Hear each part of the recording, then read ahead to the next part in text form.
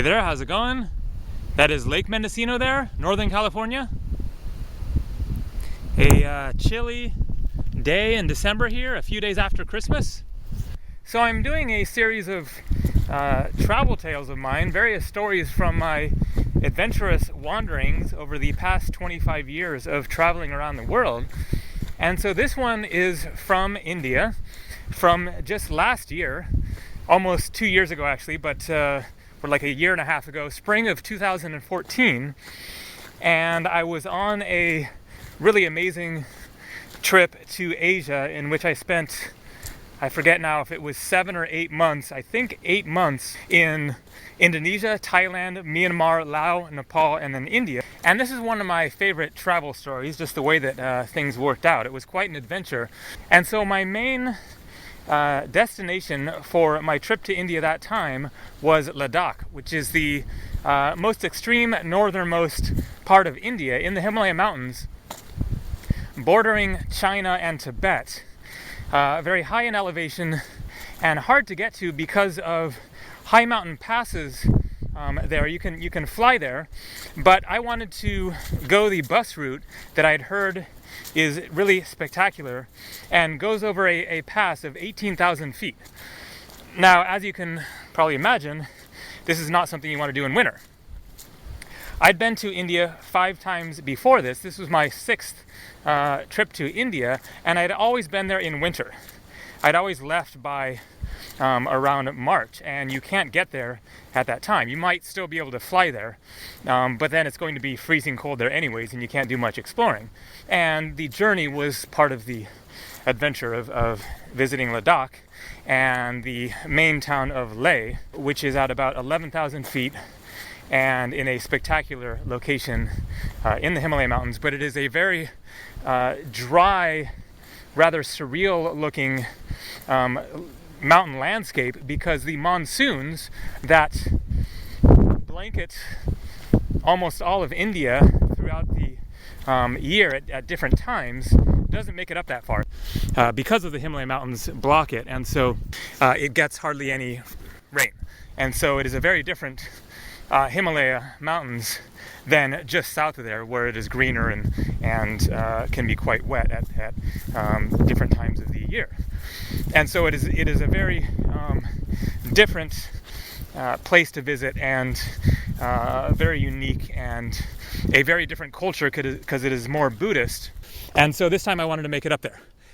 And so the route that you take that bus journey over that 18,000 foot pass is to the area of Manali, the town of Manali in the Himalayas, which I also had not been to before and had heard that it was very nice. And so I headed up there in mid-April, I believe it was, because I remember I was there for my birthday at the end of April. And I'd heard that high mountain pass tended to open up potentially end of April or May or June, all depending on the snows and whatnot.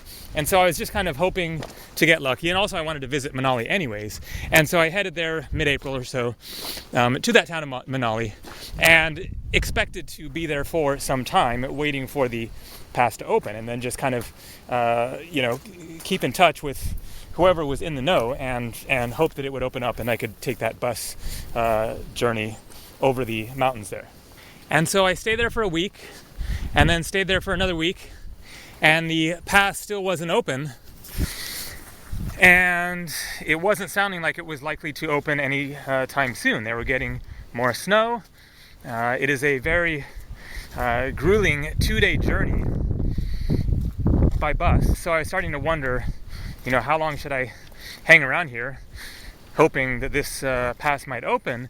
And where I was staying was a little village just outside of the town of Manali that had a temple with a hot springs in it, which is a pretty cool concept, obviously.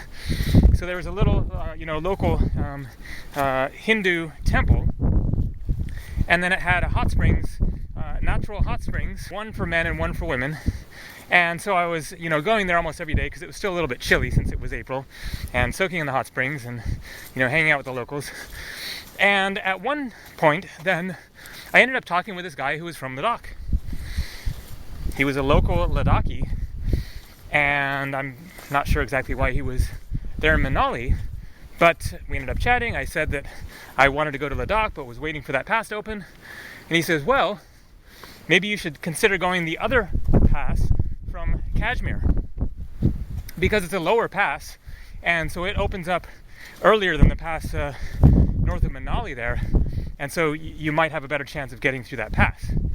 And at first, when he mentioned that, I was like, Kashmir, that's the disputed part of India in which there have been wars between India and Pakistan over it, and it is kind of off limits to travelers, or at least depending on the incidents that are going on at that time, then people don't go there as tourists. And so I'd never thought about going to Kashmir.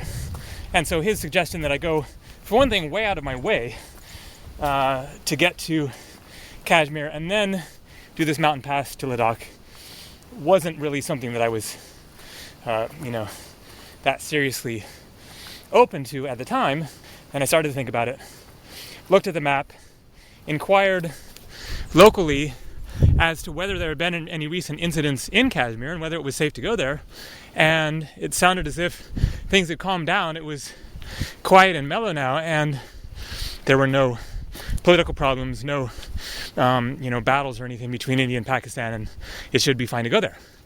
So I decided, all right, what the heck, let's do it. I'm ready to get on the move here. I'd been there for 3 weeks at that point, and there was still no indication that that pass was going to open up anytime soon. So I packed up, hit the road, and started taking buses to Kashmir, which was quite a long ways away, especially considering how slow-moving Indian buses are. And so I first went to Dharamshala, which is the home of the Dalai Lama, which I'd been to once before, a beautiful location in the Himalayas. Stayed there for a few days, and then continued my bus journey to Kashmir. And so everything worked out. I arrived in Srinagar, the capital of Kashmir, and the seasonal capital of Jammu and Kashmir state. So Jammu and Kashmir is one state of India that actually encompasses 3 different regions: Jammu, Kashmir, and Ladakh.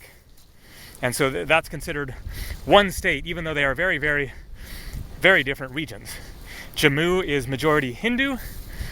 Kashmir is 98%, I think, Muslim. And then Ladakh is a mix of Hindu, Muslim, Buddhist. Totally different landscapes, totally different cultures, but all one state. And so I arrive in Srinagar, set on a beautiful lake, and end up staying on a houseboat, a cool place, very cheap, meals included, and a private room to myself for $6, $7, $8, maybe it was $10, including meals. I ended up staying there for almost a week, waiting for this other pass to open, because it was not open yet. Wow, pretty awesome view from here. So part of the problem was that it was raining in Srinagar, which meant that it was snowing higher up in elevation, up at that pass that I needed to get over in order to get into Ladakh.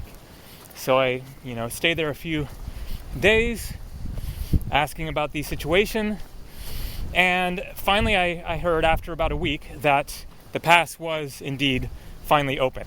I'd heard that there were shared jeeps that will go from Srinagar all the way to Leh, the city of Leh in Ladakh, in one day. But the thing is that they left at 4 a.m, and then it was a 16 or 18 hour jeep ride non-stop to Leh, going all the way across Ladakh. And I didn't really want to do that journey, having to get up at 2 a.m. and then do that whole thing in one day. So there was another town in Ladakh called Kargil, which was just over the border between Kashmir and Ladakh, or a little ways into Ladakh anyways, but that was basically about halfway from Kashmir to Leh, the main, that's kind of the main city, the main tourist hub, that is further into Ladakh. And so I decided I was just going to go to Kargil, and I just, figured it out on my own. Just get up in the morning, start catching buses, and get there. And so the next morning I get up early-ish for me, 7 or 8 or something, get packed up, and then get out to the spot where those shared jeeps go to Ladakh, hoping to catch one just to Kargil, since I knew that I would have missed the ones that were going direct to Leh. But they all said, too late, it's only the jeeps leaving at 4 in the morning that are going all the way, so you missed it, you're out of luck. But it's India, there's always buses going somewhere, and I knew that that would be the case. And so I said, well, where's a place along the way, and where's the bus station where I can go catch that bus that goes there? And so they told me, and so I went to this other bus station and caught a local bus going to some town outside of Srinagar, and then from there I managed to catch a shared jeep that was going to basically right where the blockade would be for the pass, going up into the pass. So it's up into the mountains there a bit, but is the beginning of this crazy pass that you have to get over.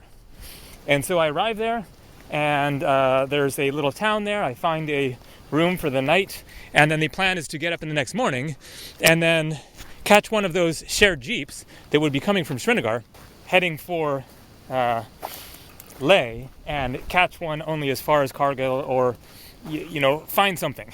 I hadn't really gotten complete confirmation that you could do this, but people had said, yeah, you can probably figure it out somehow, and so that's what I was going for. So I get up early in the morning, again, get packed up, get out there on the road, and there's all this traffic backed up because it is not open at that very moment. Not sure what's going on. But there's all these jeeps and trucks and private vehicles that are all backed up, waiting for the gate to open so that they can go over this pass. And so I start asking around and, inquiring with the drivers of the shared jeeps, do you have room? And nobody had room. They were all full up because they were coming from Srinagar, and they had, filled up their vehicles to capacity for this full journey. So I was having no luck there. So I was starting to get a little worried. How is this going to work out? Like, do I have to go back to Srinagar and then do the 4 in the morning thing in order to catch this ride or whatever? But I figured, I'd come up with something. So I just kept asking. And then eventually I come to a car with 2 Indian men standing beside it. And I asked them, do you have room for another rider? And so I had no idea what their deal was, if they were perhaps offering people rides or not, but figured, worth asking. And they kind of look at each other for a second, and then one of them turns to me and says, sure, what the heck? Come on in. And so I run and grab my backpack and meet up with them, and then we still have to wait for that gate to open up. And they speak pretty good English, one of them especially, and it turns out that they are 2 Indian men from Mumbai, which is way south, and they are on this epic road trip to Ladakh. They're friends, and this is kind of a once-in-a-lifetime kind of a journey.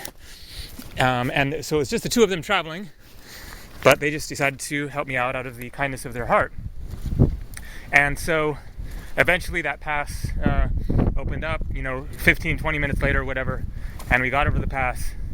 It was an incredible journey, and if you would like to see a video of that journey getting over the pass, starting from Srinagar, look below this video to a link, because I was doing the YouTube thing and I documented that whole journey. It's quite amazing. The